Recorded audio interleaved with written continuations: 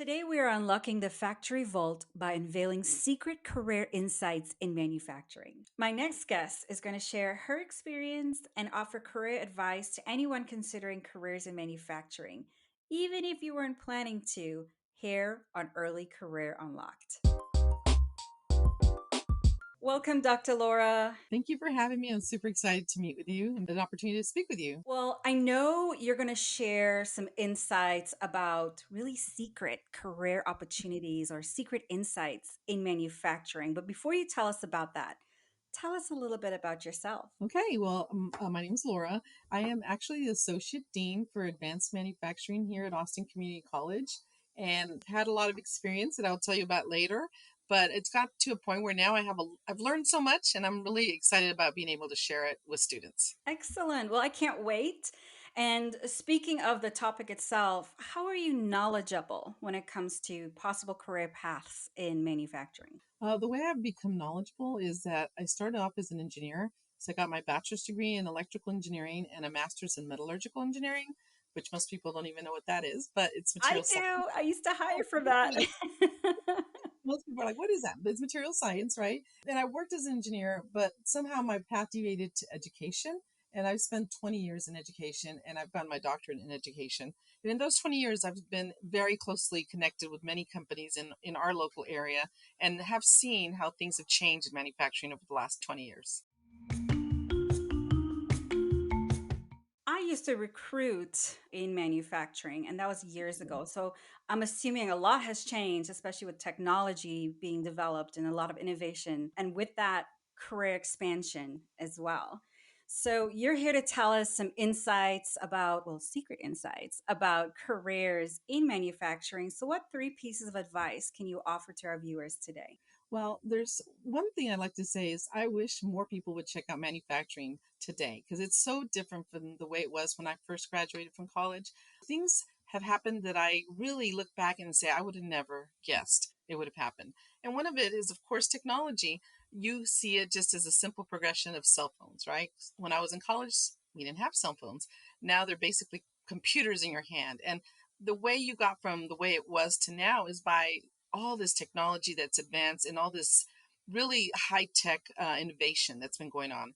So, what I love about manufacturing, I think people don't realize, is it's very exciting, it's very challenging, and there is a plethora or a ton of different ways that you can apply your knowledge and gain knowledge, meaning it's not boring anymore because there's so many ways to apply it. There's so many things you can do.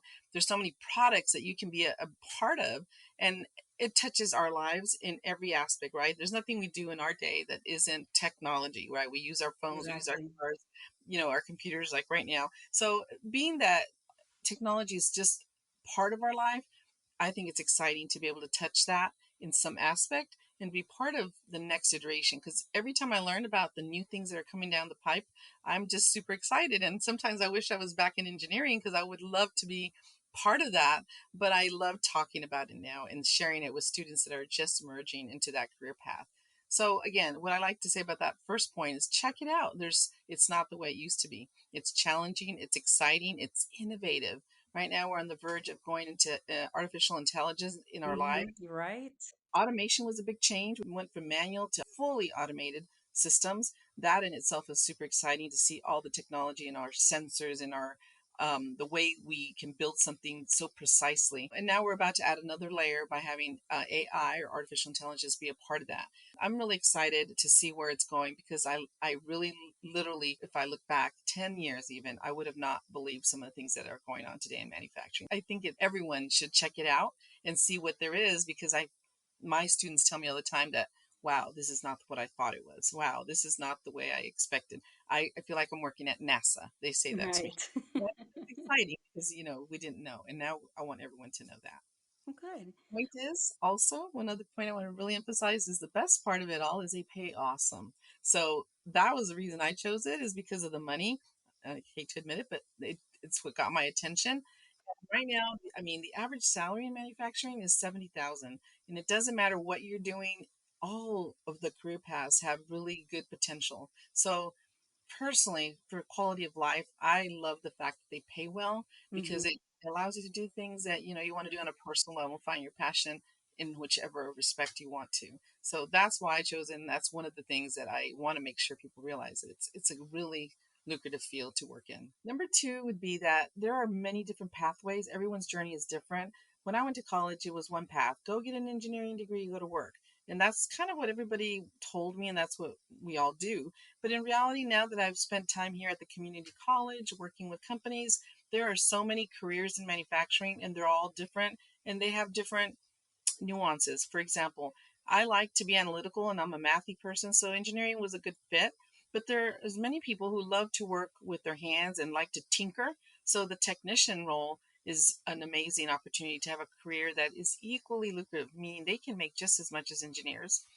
The other thing I tell students is that there's other areas within companies. For example, if you start off in manufacturing and you realize I really want to, you know, do more of the business side. Well, there's every company has accountants. They all have, Right. logistics people. And, one of the companies here has nurses on staff, chefs on staff, Yes. meaning once you open your eyes to all the jobs within manufacturing, is really broad. And the one thing that disappoints or it makes me sad sometimes is that when I see students all chasing the engineering path, which I did, and struggled at some point with calculus. Calculus is a challenge for a lot of people. And if you don't manage to deal with that, or if it challenges you to a point where you can't progress, people get deflated in their success. And I really see that there are so many other parallel paths that are not dependent on calculus and can still be part of that innovation and that technology. So, because calculus is such a limiting factor in many people's pathways that want to be engineers, there are equally lucrative and productive careers that are parallel to engineering, such as engineering technology, technicians, and again, all the support staff like logistics and supply chain. All Right. those are all great fields, and they're not going to drown you in three levels of calculus. So the point is, you don't have to feel that it's the only path. There's multiple paths, and it's up to you to ask the right questions. Well, the third one is really to me the most important. I think is to just not be afraid to say yes to every opportunity. I see so many students that sometimes hold themselves back when an opportunity arises because they're not sure they're going to like it or they're not sure that's for them. And well, my philosophy is it doesn't matter. Each one is a stepping stone to something else. And so I really think it's important for everyone to say yes to Yeah. every opportunity because you don't know where your path will lead. Like I said, I didn't know that I would be in education. When someone said, "Do you want to teach a class?" I could have said, not really. But I said yes. And it led to something even more awesome than what I was doing at the time. Another example would be I, as a minority and as a woman, we're not very bold and out there. And when I first got into this role as a department chair, I remember them asking me to do interviews and presentations. And I tried to get out of it until one lady came to me and from our marketing department and she said, "You need to say yes. You're the only female that we have in this area. You Hmm. need to be there." And she was right. And as much as I hated being interviewed, being on TV in an interview or presenting anywhere, I just kept doing it because of her words kept resonating with me. And now it's gotten to the point where I'm not really too worried about it. I just talk. It just goes with the flow. But it was out of my comfort zone. Yeah. And I think more of us, especially minorities, especially women, we need to get out of our comfort zone, try it. And if you try it enough, then it becomes more comfortable. And we need to be present so that others have more role models to see what they Yes. can achieve. And so it's really important for me to just say yes. And I want to emphasize that to everyone. Just take any opportunity, whatever it is, whether you like it or not, just try it. Say yes. And yes, opens more opportunities. Yes, challenges you. And yes, creates a pathway for someone who is also deciding if it's something they want to do as well. So you're inspiring someone behind you that you don't even realize. As you said Exactly. before, as a woman, you said yes, and you kind of pushed that door open for another woman behind you to say, well, Dr. Laura did it. Maybe I can do it, right? So Right. you're opening a pathway for even folks behind you that you don't know, but you're paying it forward by just saying yes. Right. Exactly. And if people don't see others doing things that are similar to them, females or minorities or any other group, then you don't strive for that. And that's why when I look around, I'm literally almost always the only female in the room. That especially for presenting, I've been on several panels where it's just me and a bunch Hmm. of men. Hmm. And again, it's not always comfortable, but if I don't do it, how will I expect the next generation to do it? So as you mature in your career path, as you're growing in your own career, take those chances because you will be able to help the next generation. And until we're there at the table, no one else will actually think they can come to the table. So that's real important in my eyes. Excellent and inspiring as well.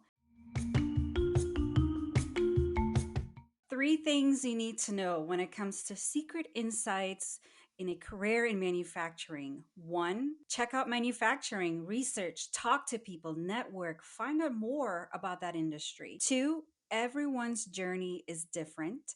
And then three, just say yes. So before we wrap things up, Dr. Laura, is there anything else you'd like to offer to our viewers today? Any piece of advice? The only advice I'd say is when you get there to the top, pay it forward and help the Pay next it forward. generation. Share your experiences because they're all unique. And the more we learn about others people's experiences, the more it helps them make those same choices that we're making along the pathway. Excellent. Well, thank you so much, Dr. Laura, for being here on Early Career Unlocked. Thank you for having me. I'm super excited that you gave me a call. I'm happy to be here. Great. And I love the secret insights when it comes to careers in manufacturing. And then to our viewers, for more career advice from industry experts like Dr. Laura, subscribe today on Early Career Unlocked.